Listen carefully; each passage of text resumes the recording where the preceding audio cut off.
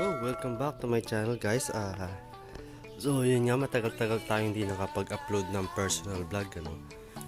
Kasi sobrang madami nangyari at may mga blessing at and then dun din sa asawa ko. And yeah, so ito na the updated ng ating Aerox, pati yung pagkaka-vlog ko nito nung una kong bili. So ayan siya ngayon. So ikuti lang natin. So, syempre, nag-clear bison tayo. Ayan.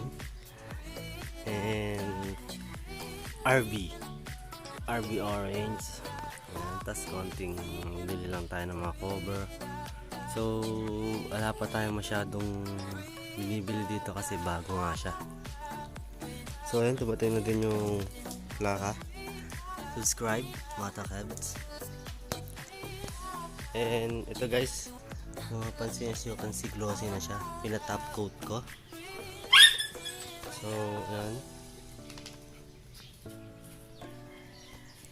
Yan ang ating Aerox.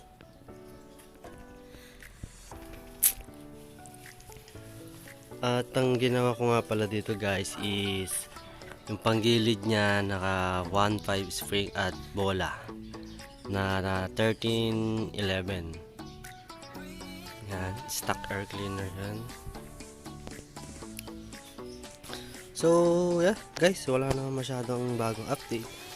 And I think magdi-daily vlogs na or weekly mga personal vlogs. At hintayin nyo guys na magbubukas kami ng shop.